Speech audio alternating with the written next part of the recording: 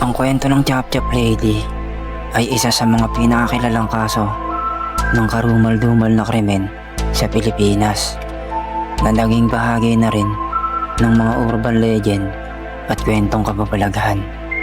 Ngunit ang pinagmulan nito ay isang tunay na kaso ng pagpaslang. Narito ang detalyado ngunit maingat na paglalahad ng istorya.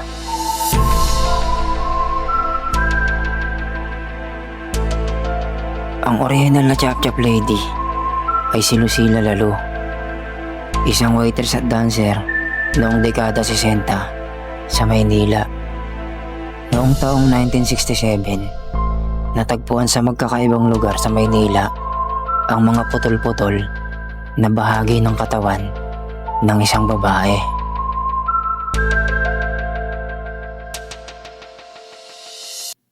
Una, natagpuan ang kalahating katawan sa isang estero sa Santa Mesa, Maynila.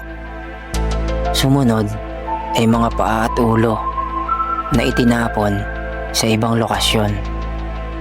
Sa pamamagitan ng fingerprints at analysis, nakumpirma ng mga pulis na ang biktima ay si Lalo.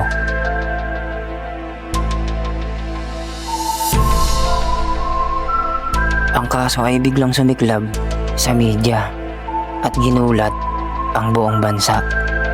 Dahil sa kalupitan ng krimen, tinawag ng media ang kaso bilang Chop Chop Lady Murder Case.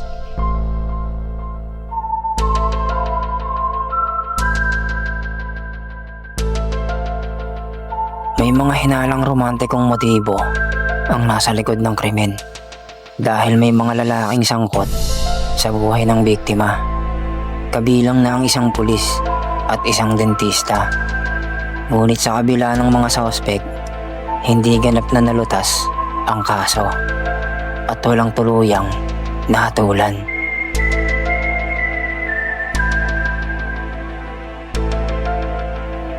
Dahil sa brutalidad ng krimen, lumaganap ang mga kwento ng multo ni Chop Chop Lady na nagpaparamdam sa mga lugar kung saan siya raw ay pinatay o pinaghiwa-hiwalay ang kanyang katawan.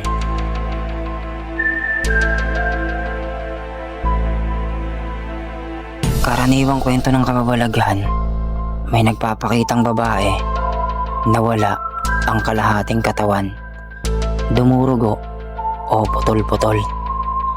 Nakikita siya sa mga motel, estero o madidilim na kalsada.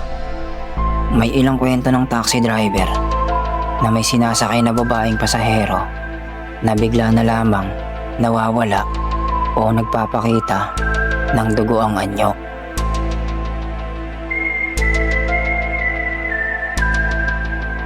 Ang kwento ng Chop Chop Lady ay hindi lamang nakakatakot, kundi isang paalala rin ng tunay na karahasan at kawalan ng hustisya. Hanggang ngayon, hindi pa rin lubusang nalulutas ang kaso.